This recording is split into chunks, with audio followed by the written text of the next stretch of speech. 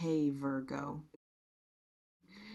There is a particular kind of grief that doesn't announce itself as grief.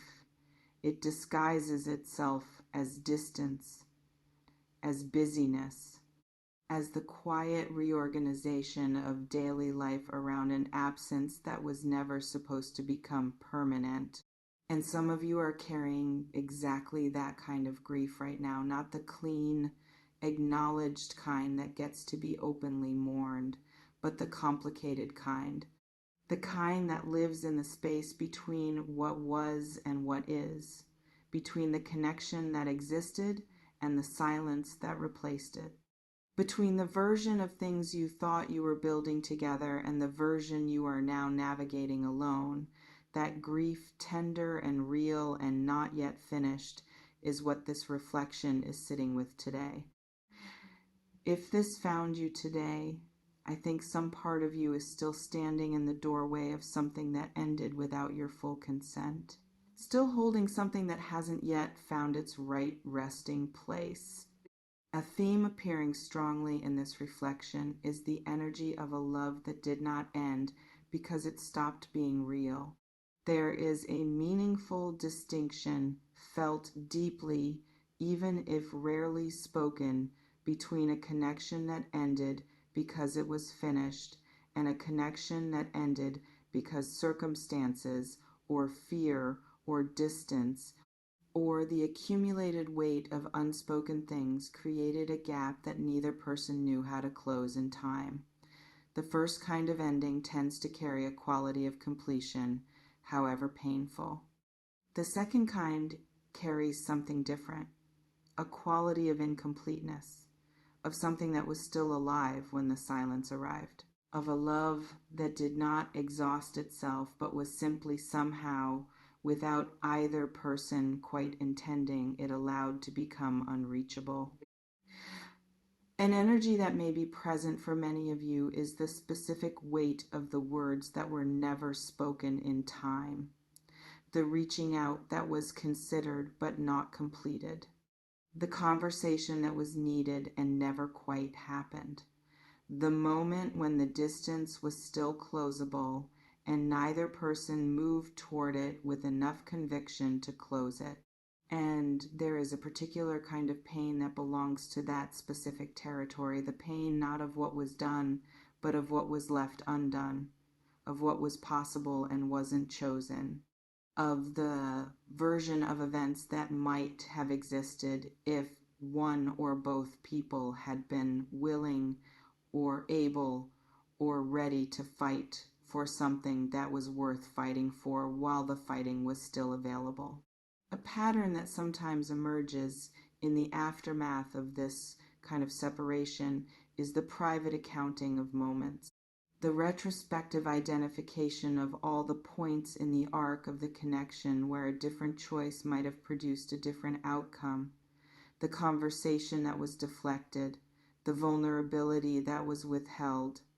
the reaching that stopped just short of what was actually needed. And this kind of accounting, however painful, however circular it tends to become, is actually a form of the love asserting itself. It is the interior's refusal to treat what happened as something ordinary, its insistence that the connection was significant enough to deserve the fullest possible understanding of how it arrived at where it did. And that insistence, however much it aches, is itself a form of honoring what was real. And within that accounting, within the honest, sometimes difficult work of understanding how a closeness became a distance, there tends to be something that is not only about the other person, something that turns back toward the self, the recognition of one's own withdrawal, the moments when sharing was available and containment was chosen instead. The times when the connection was asking for presence in ordinary life provided a convenient reason to be less present than what was needed. This is not the work of self-punishment. It is the work of genuine understanding. And genuine understanding, even when it is uncomfortable, even when it reveals things about our own patterns that we would prefer not to see, is always more useful than the cleaner narrative that assigns the whole of what happened to circumstances or to the other person's choices. Alone. This reflection invites you to consider what you believe actually created the distance, not the surface explanation, not the version that is easiest to hold, but the full, honest, most complete understanding of how something that was once close became unreachable, and whether that understanding contains anything that has not yet been fully acknowledged. Here's the thing about the distance that grows between two people who care about each other. It almost never begins as a choice. It begins as a series of small, almost imperceptible withdrawals, each one individually, too small to be identified as a problem, too minor to be worth addressing directly, too easily explained by ordinary circumstances to be recognized for what it collectively becomes. A little less sharing, a little more self-containment, a little more navigating things alone rather than together. And then, gradually, the pattern solidifies. The distance that was never consciously chosen becomes the established state of things. And by the time either person registers fully what has happened, the gap is wide enough that crossing it feels difficult in a way that it didn't when it first began. And the particular ache of looking back at that process of understanding how something that could have been prevented was nonetheless not prevented is one of the more complicated forms of grief available to a person, because it contains, alongside the sadness, the question of responsibility. Not in the punishing, blame assigning sense, but in the more honest, more useful sense of understanding what each person's part was, what was communicated and what was withheld, what was offered and what was held back, where the reaching happened and where it stopped, and carrying that question genuinely, honestly, without collapsing it into either self-blame or the easier position of assigning responsibility entirely elsewhere, requires a quality of integrity that not every grief allows for, but that this particular kind tends to insist upon. This reflection invites you to consider what your own part was in the distance, not to assign fault or punish yourself, but in the honest, complete, genuinely self-aware sense of understanding what you withheld, what you chose not to say, where you stopped short of the full reaching that the connection was asking for, and what that understanding held honestly asks of you now. An energy that may be present in this moment is one of unfinished love looking for somewhere to go, because love that was real does not simply evaporate when the connection that housed it goes quiet. It tends to persist. It circulates in the interior long after the exterior relationship has gone silent, looking for an outlet, for a form, for somewhere to be expressed or processed or released. And for some of you, the love that existed in this connection is still very much alive in that circulating state, present, insistent, not yet finished. And the question it is quietly pressing toward is not whether it is still real, but what to do with it now, how to honor it, how to allow it to find its right expression in the current circumstances, whatever those circumstances actually are. And this is where it gets both tender and complex, because the answer to that question, what to do with love that has not finished, is not always the same. For some people, in some situations, it becomes the impetus for a genuine reaching, a decision to close the distance while closing is still possible, a willingness to say the things that weren't said, to offer the vulnerability that was withheld, to fight for something in the way that wasn't done the first time. And for others, in other situations, the honoring of an unfinished love takes a different form. The private acknowledgement of what it was and what it meant, the genuine, complete allowing of the grief to be as large as it actually is, the slow, patient work of integrating an experience that mattered, that shaped you, that changed you, that contributed to the person you are without requiring it to have a different ending than the one it has. A theme worth sitting with here is the question of what fighting for something actually means. Because the accusation, or the private self-accusation of not having fought hard enough, tends to conjure a specific image, the dramatic gesture, the grand declaration, the kind of fighting that is obvious and visible and unmistakable in its intent, but genuine fighting for a connection tends to look different than that. It tends to look like the small, consistent, daily choices to be present rather than withdrawn, to share rather than contain, to bring a difficult thing into the space between two people rather than managing it alone, to reach across the distance when it is still small enough that the reaching doesn't require heroism, just the ordinary, consistent courage of someone who values the connection enough to keep tending it. And for some of you, the grief of this situation contains the recognition that it was exactly that kind of ordinary, consistent tending that was absent, not through cruelty or indifference, but through the accumulated weight of life and fear and the particular human tendency to let important things wait until the waiting has gone on too long. This reflection invites you to consider what fighting for this or for the next significant connection in your life would actually look like in the small, daily, non-dramatic form that genuine care tends to take,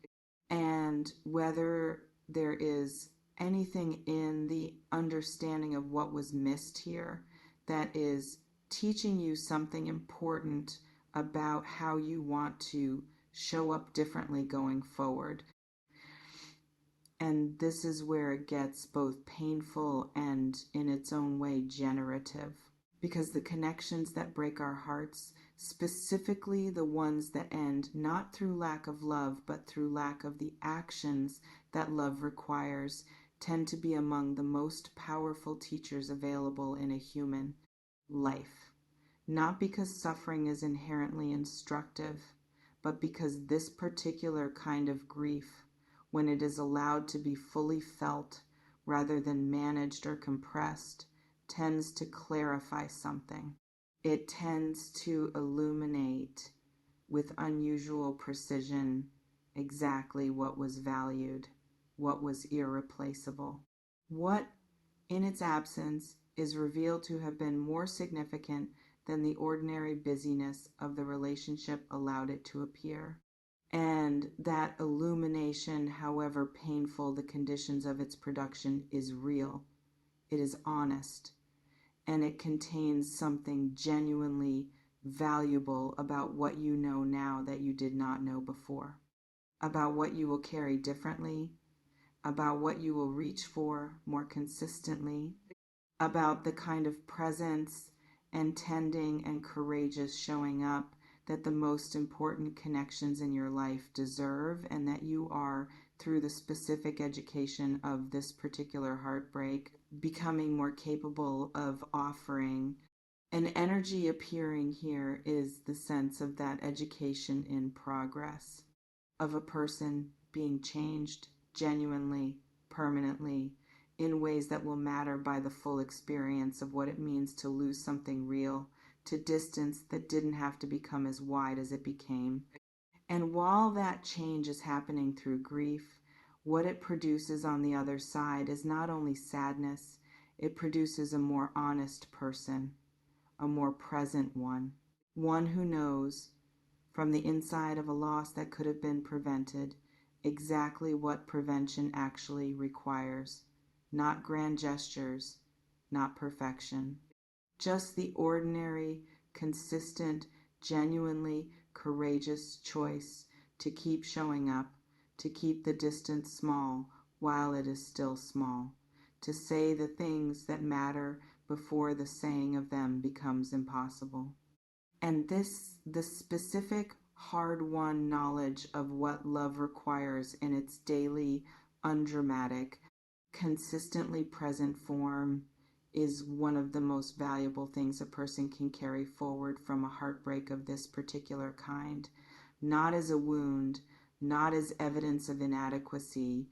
but as a genuine education in what matters, in what the most important connections in a life actually need from the people inside them, in what showing up fully actually looks and feels like, as opposed to the partial presence that can seem sufficient until the accumulation of its absences becomes visible in retrospect. And the person who has genuinely integrated that education, who has allowed the grief of this loss to teach them something real about themselves and about love, tends to arrive at their next significant connection with a quality of presence and intention and courageous dailiness that they simply didn't have before. This reflection invites you to consider what this experience is teaching you, not about the other person, not about what they did or didn't do, but about yourself, about what you need and what you are capable of and what you want to bring to love going forward, and whether you can allow that teaching to be received fully without rushing past the grief that is the medium through which it is arriving. The closing energy of this reflection is tender, deeply, quietly, completely tender. There is no resolution here that the reflection can offer, no outcome to promise, no particular action to prescribe, no way to close the distance from this side alone. What is available here is only this: the honest, unhurried, completely full acknowledgement that what you feel is real, that the love was real, that the loss is real,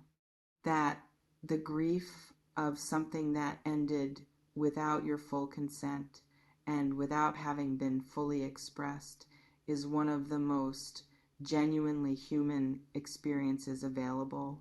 and that carrying it is not weakness, but the simple consequence of having loved something actual. And within the tenderness of this closing, there is something worth sitting with that goes beyond the grief itself. It is the recognition that a person who feels this, who carries this particular quality of heartbreak, this specific ache of love that was real and distance that was not intended and something unfinished that persists in the interior, is someone who is capable of deep connection, someone who does not love lightly or superficially or at the safe, managed distance that protects from this kind of loss. Someone who, when they love,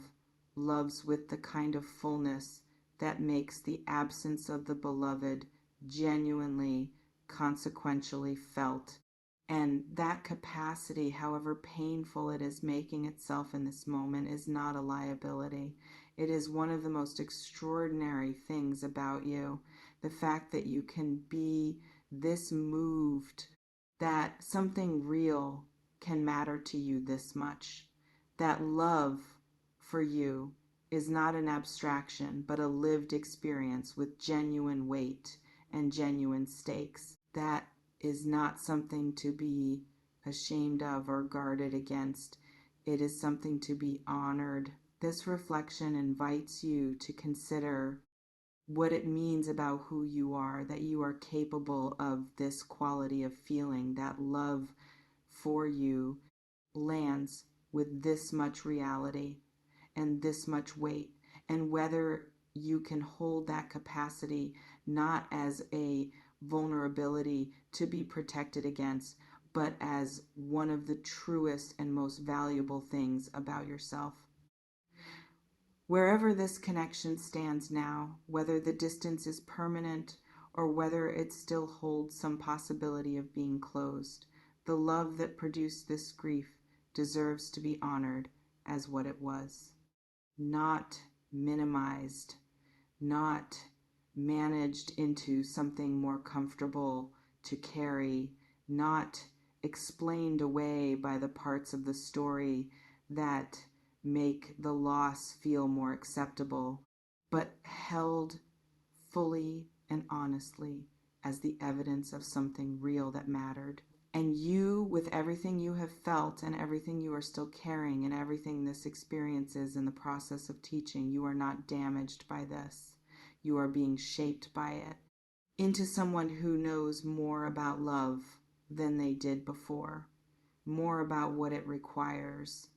more about what it deserves, and more about the particular irreplaceable quality of showing up fully for the things and the people that are genuinely worth showing up for.